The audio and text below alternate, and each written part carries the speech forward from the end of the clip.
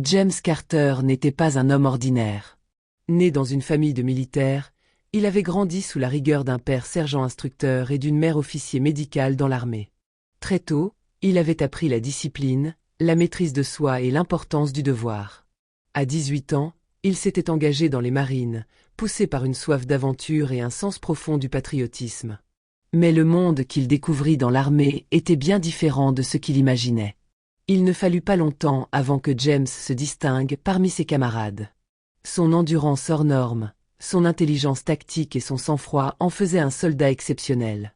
Après ses premières missions en zone de conflit, il fut repéré par une unité d'élite des forces spéciales.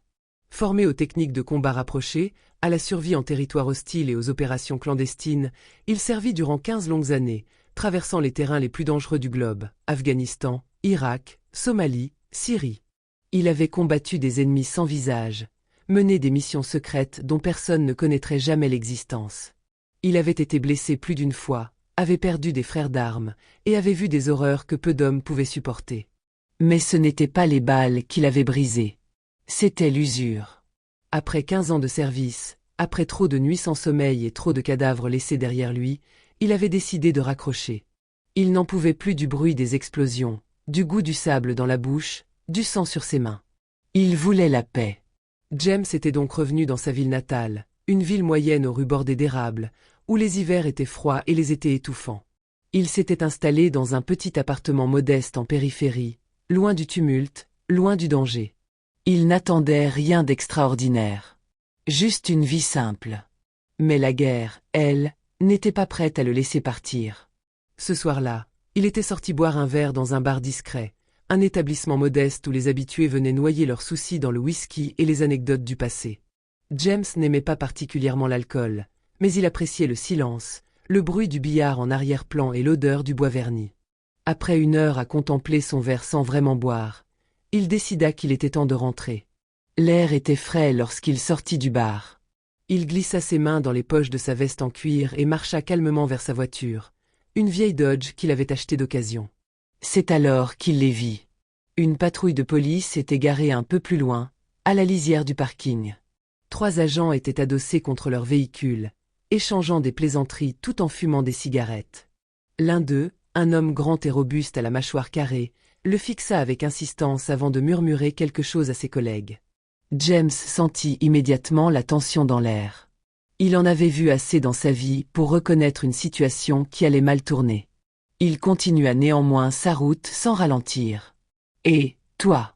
La voix claqua dans la nuit comme un coup de feu.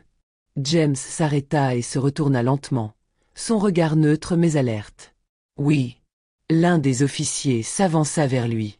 Il portait une veste en cuir usé, et son badge était négligemment accroché à la poitrine. Son regard était dur, son sourire moqueur. « Tu viens d'où comme ça ?» demanda-t-il d'un ton autoritaire. James Hauser Unsaucel. D'un bar. Pourquoi ? Montre-moi ton portefeuille. James N. Buhayapa. Son instinct lui soufflait que ces types n'étaient pas en service pour protéger qui que ce soit. Pourquoi ferais-je ça ? L'agent esquissa un sourire et jeta un regard à ses 2 collègues, qui s'étaient approchés légèrement, comme des hyènes encerclant une proie. On fait une vérification. Protocole de routine. On a eu des signalements de trafic de faux billets. James savait que c'était un mensonge. Il pouvait lire dans leur posture, dans leur ton, qu'ils avaient choisi leur cible au hasard. Il aurait pu protester. Il aurait pu exiger un motif légal. Mais il savait comment ce genre de confrontation pouvait se terminer, surtout la nuit, sans témoin. Alors, il sortit lentement son portefeuille et l'ouvrit devant eux. L'un des policiers siffla en voyant l'épaisse liasse de billets qu'il contenait. « Tu fais quoi dans la vie pour trimballer autant de cash ?» James le fixa San Silla. « Ça ne vous regarde pas. » Le policier au visage carré s'avança encore plus près, son souffle chargé de nicotine et de suffisance. « Je crois que si, ça nous regarde. » Puis, sans prévenir, il arracha le portefeuille des mains de James. « Hey !» protesta ce dernier, son ton toujours calme mais ferme. L'agent ignora sa réaction et fit mine de vérifier les billets. « Eh bien, bien. Je crois qu'on va devoir tout confisquer pour enquête. » Les 2 autres agents ricanèrent. Ils étaient sûrs d'eux. Pour eux, James n'était qu'un type lambda. Un mec seul dans la rue, sans témoin ni protection. Ils ne savaient pas à qui ils avaient affaire. James Sarah Lamaqua. Il avait appris à contenir sa colère, à garder son calme même sous une pression extrême. Pendant 15 ans, il avait vu l'injustice sous toutes ses formes, dans des territoires déchirés par la guerre où le pouvoir appartenait aux plus violents et aux plus corrompus. Mais il n'avait jamais toléré l'abus, encore moins quand il en était la cible. Ces 3 policiers pensaient pouvoir le dépouiller comme un simple civil sans défense. Ils ignoraient totalement qui il était. « Rendez-moi mon portefeuille », répéta-t-il, sa voix calme mais tranchante comme une lame. L'agent au visage carré éclata de rire, jetant un regard complice à ses collègues. « Ou quoi? Tu vas appeler ton avocat ?» James Supera. Il leur avait laissé une chance. Une seule. Très bien. Il Buhaya. Ce fut un enchaînement fluide, précis, imparable. En une fraction de seconde, son pied droit pivota dans un mouvement explosif, frappant directement le poignet de l'agent qui tenait son portefeuille. Un craquement sec retentit et l'homme lâcha immédiatement prise, sa main se repliant sous la douleur. Avant même que le portefeuille ne touche le sol, James l'attrapa d'un geste vif et le rangea dans sa poche. « Espèce de fils de... » gronda l'agent en reculant d'un pas, la main crispée sur son poignet endolori. Il leva son poing pour frapper, mais James anticipa son mouvement. D'un pas de côté, il esquiva avec une aisance naturelle et riposta. Son bras jaillit comme un fouet, ses doigts se repliant en un coup précis à la gorge, juste sous le cartilage thyroïdien. L'impact fut brutal.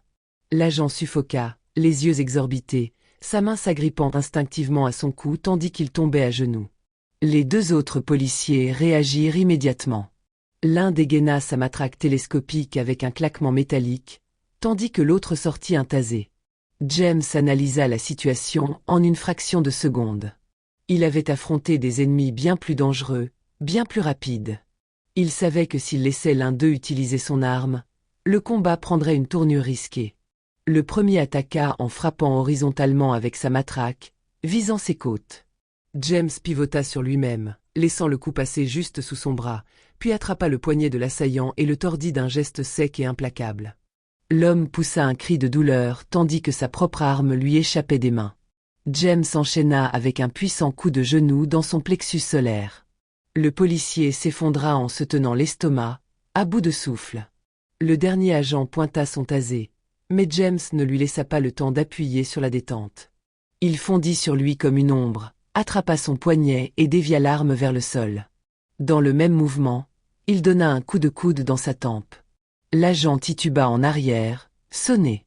James en profita pour lui arracher le tasé et lui asséner un crochet du droit d'une puissance dévastatrice. L'homme s'écroula contre le capot de la voiture avant de glisser au sol, inconscient. En moins de 10 secondes, tout était terminé. James recula d'un pas, balayant du regard les 3 hommes gémissant au sol. Sa respiration était calme, maîtrisée.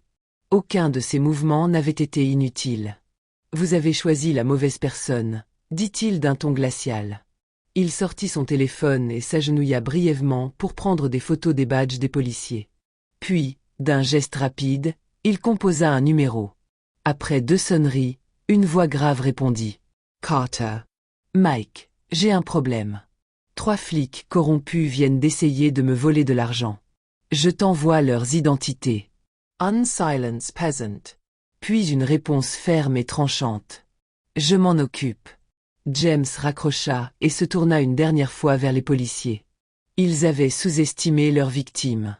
Ils n'étaient plus des prédateurs. Ils étaient devenus des proies. Il s'approcha du premier agent, toujours à genoux, le souffle court. « La prochaine fois que vous voudrez voler quelqu'un, assurez-vous qu'il n'a pas passé 15 ans à apprendre comment neutraliser des menaces. » Sans un mot de plus, il ramassa son portefeuille, ajusta sa veste et disparut dans la nuit.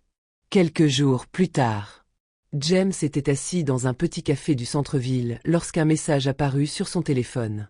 Mission accomplie. 3 suspensions officielles et une enquête fédérale en cours. Bien joué. Il Esquissa Unleger Surire.